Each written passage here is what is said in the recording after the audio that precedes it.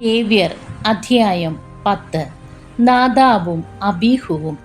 അഹ്റോന്റെ പുത്രന്മാരായ നാദാബും അബീഹുവും തങ്ങളുടെ ധൂപകലശങ്ങൾ എടുത്ത് തീ കൊളുത്തി അതിൽ കുന്തിരിക്കമിട്ട് കർത്താവിന്റെ മുൻപിൽ അർപ്പിച്ചു. അവിടുന്ന് കൽപ്പിച്ചിട്ടില്ലായകയാൽ ആ അഗ്നി അവിശുദ്ധമായിരുന്നു. അതിനാൽ കർത്താവിന്റെ സന്നിധിയിൽ നിന്ന് അഗ്നി ഇറങ്ങി വന്ന് അവരെ വിഴുങ്ങി. അവർ അവിടുത്തെ മുൻപിൽ വെച്ച് മരിച്ചു. അപ്പോൾ മോശ അഹരോനോട് പറഞ്ഞു, കർത്താവ് അരുളി ചെയ്തിരിക്കുന്നു, എന്നെ സമീപിക്കുന്നവർക്ക് ഞാൻ പരിശുദ്ധനാണെന്ന് കാണിച്ചു കൊടുക്കും. എല്ലാ ജനങ്ങളുടെയും മുൻപിൽ എൻ്റെ മഹത്വം ഞാൻ വെളിപ്പെടുത്തും. അഹരോൻ നിശബ്ദനായിരുന്നു. മോശ അഹരോന്റെ പിതൃ സഹോദരനായ ഉസിയേലിൻ്റെ പുത്രന്മാരായ മിഷായേലിനെയും എൽസഫാനെയും വിളിച്ചു പറഞ്ഞു, വന്ന് നിങ്ങളുടെ സഹോദരന്മാരെ കൂടാരത്തിന് മുൻപിൽ നിന്ന് പാളയത്തിന് വെളിയിൽ കൊണ്ടുപോകുവിൻ.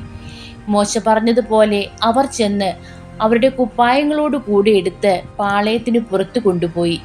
അനന്തരം മോശ അഹ്റോനോടും അവൻ്റെ പുത്രന്മാരായ എലയാസറിനോടും ഇത്താമറിനോടും പറഞ്ഞു, നിങ്ങൾ തല നഗ്നമാക്കുകയോ വസ്ത്രം വലിച്ചു കീറുകയോ അരുത്. അങ്ങനെ ചെയ്താൽ നിങ്ങൾ മരിക്കുകയും ജനം മുഴുവൻ്റെയും മേൽ ദൈവകോപം നിബദിക്കുകയും ചെയ്യും. എന്നാൽ ഇസ്രയേൽ ഭവനം മുഴുവനിലുമുള്ള നിങ്ങളുടെ സഹോദരർ കർത്താവ് അയച്ച അഗ്നിയെക്കുറിച്ച് വിലപിച്ചു കൊള്ളട്ടെ.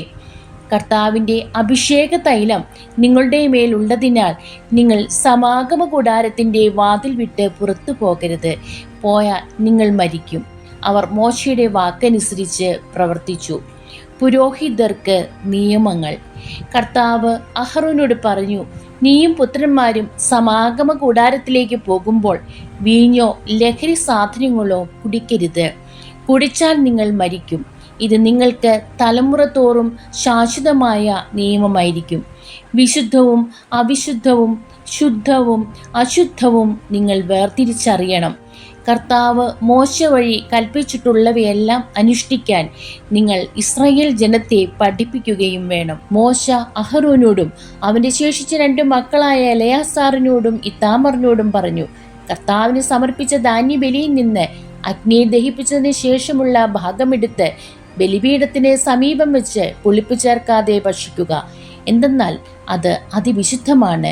നിങ്ങളത് വിശുദ്ധ സ്ഥലത്ത് വെച്ച് ഭക്ഷിക്കണം. കാരണം അത് കർത്താവിൻ്റെ ദഹനബലികളിൽ നിന്ന് നിനക്കും നിന്റെ പുത്രന്മാർക്കുമുള്ള അവകാശമാണ്.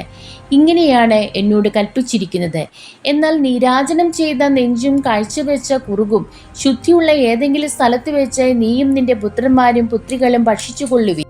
ഇസ്രയേൽ ജനത്തിൻ്റെ സമാധാന ബലികളിൽ നിന്ന് നിനക്കും നിന്റെ സന്തതികൾക്കുമുള്ള അവകാശമാണത്. അർപ്പിക്കാനുള്ള കുറുകും നീരാജനം ചെയ്യാനുള്ള നെഞ്ചും ദഹനബലിക്കുള്ള മേധസ്സോടുകൂടെ അവർ കർത്താവിൻ്റെ മുൻപിൽ നീരാജനം ചെയ്യാൻ കൊണ്ടുവരണം.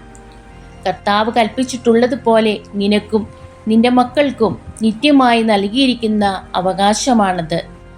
അനന്തരം മോശ പാപപരിഹാര ബലിക്കുള്ള കോലാടിനെ അന്വേഷിച്ചപ്പോൾ അത് ദഹിപ്പിക്കപ്പെട്ടിരിക്കുന്നതായി കണ്ടു. അവൻ അഹ്റോന്റെ ശേഷിച്ച പുത്രന്മാരായ എലയാസാറിനോടും ഇത്താമറിനോടും കോപത്തോടെ പറഞ്ഞു, നിങ്ങൾ എന്തുകൊണ്ട് പാപപരിഹാര ബലി വിശുദ്ധ സ്ഥലത്ത് വെച്ച് ഭക്ഷിച്ചില്ല? അത് അതിവിശുദ്ധവും സമൂഹത്തിൻ്റെ കുറ്റം വഹിക്കാനും കർത്താവിൻ്റെ മുൻപിൽ അവർക്ക് വേണ്ടി പരിഹാരം അനുഷ്ഠിക്കാനുമായി നിങ്ങൾക്ക് തന്നിരുന്നതുമാണല്ലോ. അതിൻ്റെ രക്തം നിങ്ങൾ കൂടാരത്തിനകത്ത് കൊണ്ടുവന്നില്ല.